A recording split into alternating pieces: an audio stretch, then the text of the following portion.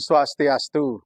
Salam Rahayu, salam bahagia buat para pemirsa Moksha Channel dimanapun Anda berada. Dan khususnya umat Hindu, semeton umat Hindu dimanapun Anda berada.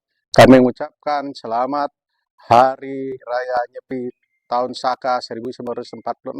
Semoga kita selalu dianugerahi keberkahan, kesehatan, keselamatan oleh Ide Sang Yang Widi, Tuhan Yang Maha Esa. Ya, seperti biasa kita untuk kali ini sharing juga ya. Dan kita mereaksi sebuah video. Ya, sebetulnya saya juga males ini mereaksi video ini ya. Dulu juga saya pernah reaksi juga ya video ini. Udah cukup lama. Ya, dia bilangnya sih mantan Hindu ya. Mantan Hindu ya. Untung dia nggak Hindu ya. Untung dia mantan ya. Karena ini statement-statement dia tentang agama Hindu ini ya buat kita nih cukup menyakitkan juga karena apa yang dia omongin tidak sesuai dengan kenyataan dan faktanya ya yang kita sebagai penganut Hindu yang taat. Kali ini kita akan mereaksi ya bersama Bapak Mangku Teguh Putra Roreng ya. Kita sambut beliau ya. Silakan Pak Mangku. Ya. Om Swastiastu. Om Swastiastu. Apa kabar Pak Mangku? Rahayu becek-becek nih. Nah, sebelumnya kita ucapkan selamat Hari Raya Nyepi Tahun Baru Saka. Semoga seluruh makhluk berbahagia. Semoga. Ampura nih kita yang datangnya tadi soalnya ada pelayanan sembahyang di pura. Terus nanti sore baru kita ke sekolah Majoti untuk mengajar. Nah, hari ini khusus waktu buat pelayan. Aduh, makasih banyak nih Pak Mangku.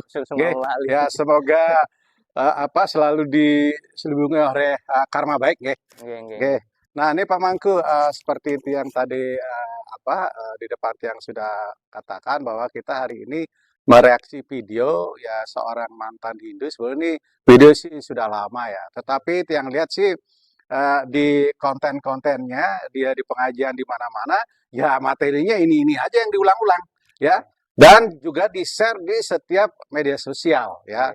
Media sosial ya pokoknya hampir semua media sosial yang dia memperhatikan ya. Nah, kita memang nih perlu meluruskan lagi ya biar umat Hindu ini terutama tidak teracuni ya oleh statement-statementnya dia yang tidak sesuai dengan ajaran Hindu ya. Nah, mari kita lihat dulu ya Pak Mangku untuk videonya ya. Ya. Dewa Putu Adi. Bener nggak tuh? Bener banget. Saya Hindu dulu. Hindu Protestan. Protes mulu karena beda kan. Ya, jadi awal saya kritis terhadap agama saya juga kok Hindu ini beda-beda.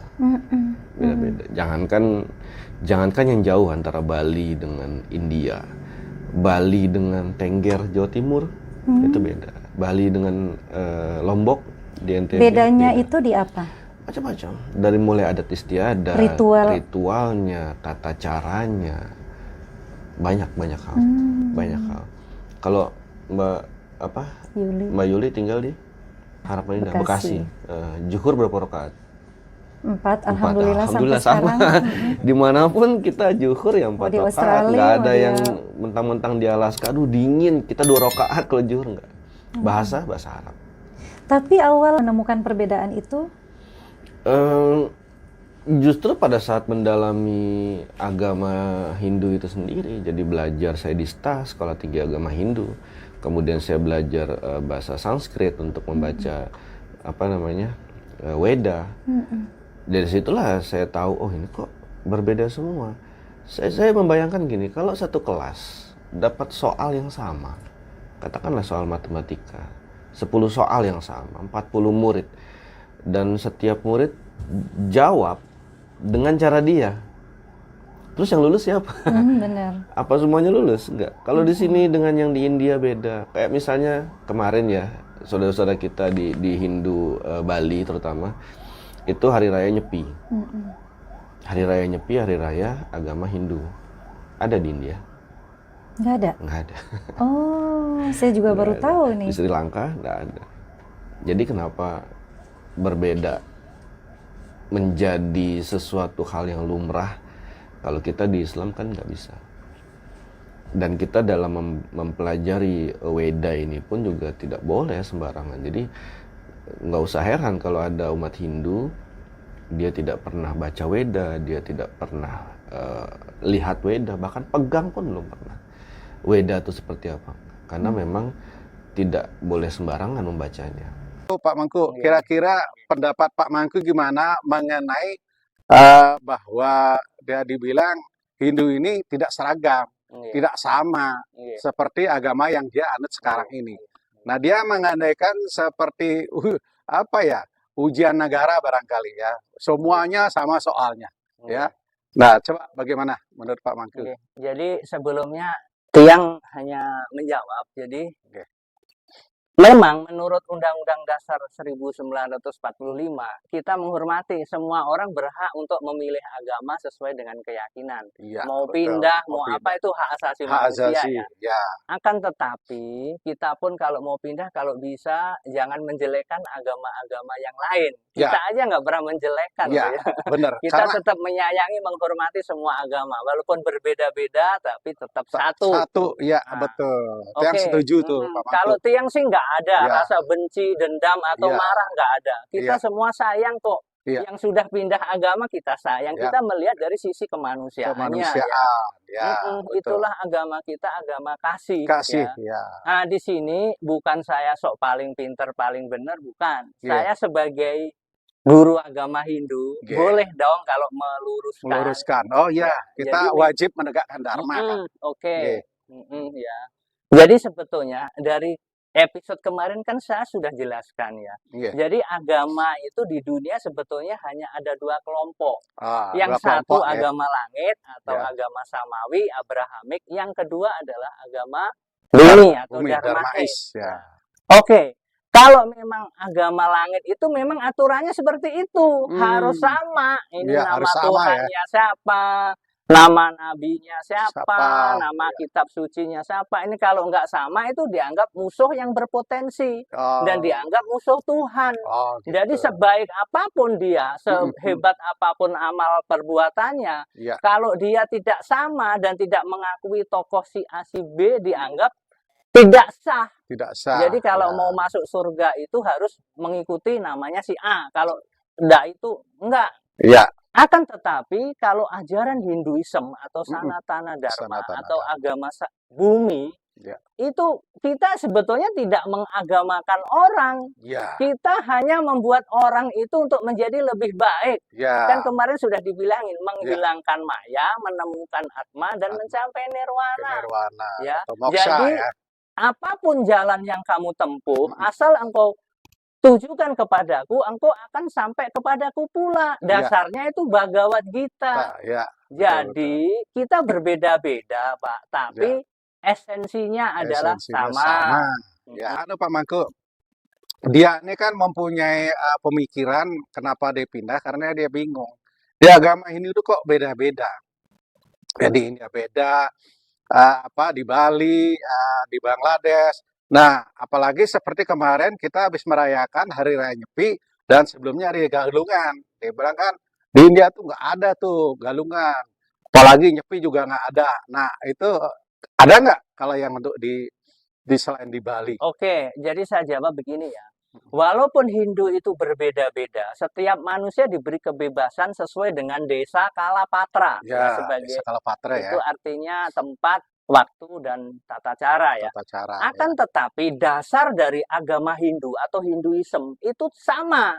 Ada tiga. Yang pertama adalah tatwa, yang kedua adalah susila, yang ketiga adalah upakara. Kita bahas yang upakara. Upakara pun setiap negara, setiap daerah itu disesuaikan dengan kearifan lokal masing-masing, termasuk situasi di daerahnya ya. Termasuk tempat sucinya. Jadi nggak ada yang monopoli. Tempat suci hanya di negara A. Kalau nggak ke negara A, nanti tidak diterima ibadahnya. Kalau agama Hindu tidak. Semua bumi ini adalah suci. Bahkan tubuh kita itu sebetulnya adalah suci. Nah, saya jawab sekarang. Agama-agama Hindu itu ada hari raya yang beda, ada yang sama. Saya jawab contohnya Galungan. Memang namanya berbeda. Di Bali namanya Galungan, Ya. ya. Di India namanya Wijayadashami Ya. atau Dasara. Dasara. Ya, maknanya apa? Kemenangan Dharma melawan Adharma. Ya. Aplikasinya apa? Kalau kita mau orang India, mau orang Bali, mau orang Jawa, kalau kita bisa mengalahkan sifat buruk atau satripu dalam tubuh kita, itu adalah galungan, itu adalah Wijayadashami. Kemenangan Dharma. Iya, Wijaya itu artinya kemenangan. Dasmi itu ya waktunya itu adalah hari ke-10 Dasami. Ya, Jadi perayaannya dari 9 hari Naurata, habis itu Dasmi. Atau Dasaro. Jadi ya kita itu kalau ngomong ya silahkan aja, tapi harus melihat dari sudut pandangnya. Kalau dilihat arti dari katanya memang beda, kita akui beda. Galungan beda dengan Wijayadashami, tapi maknanya, esensinya maksudnya sama. Jadi kan saya bilang dari awal, kalau kita hanya melihat kejelekan sesuatu dari sisi negatif, orang itu akan jadinya jelek. Tapi kalau kita mau lihat dari sisi positifnya, ya sudahlah.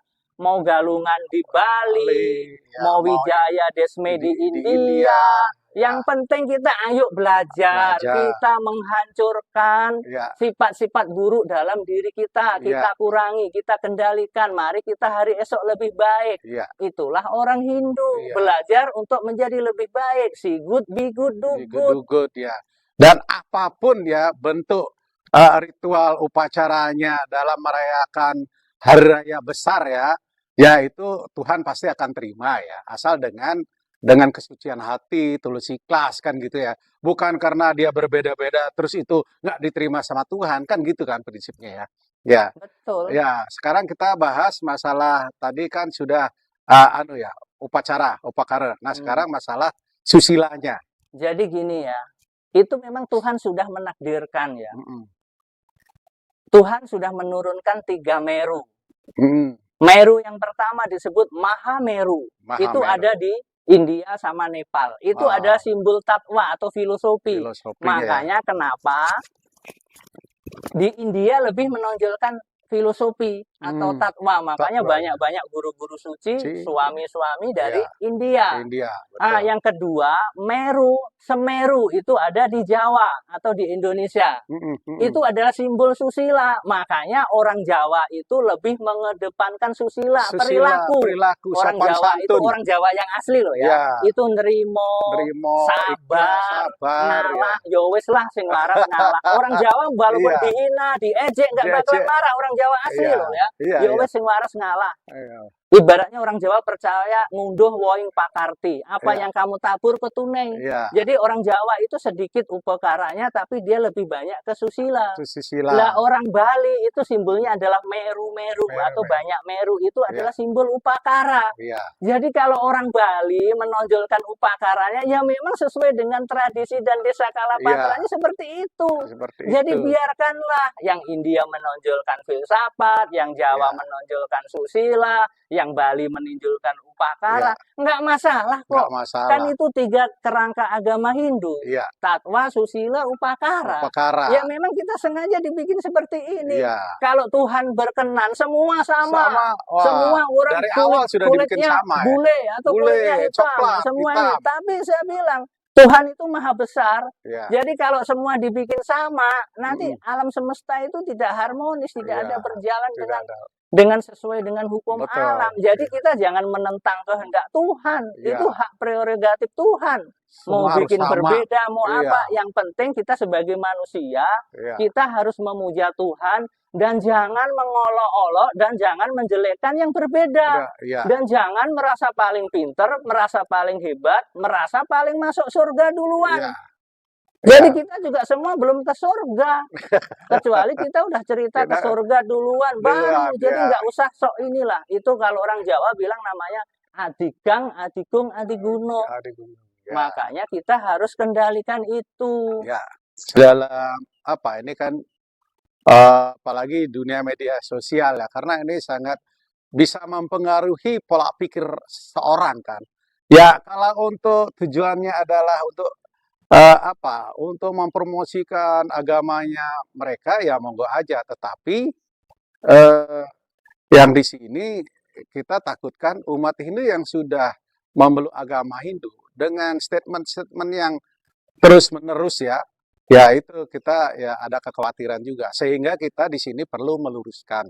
Ya, kita di sini adalah meluruskan statementnya yang mengaku bernama Ibu Idewa Putu Adi ya.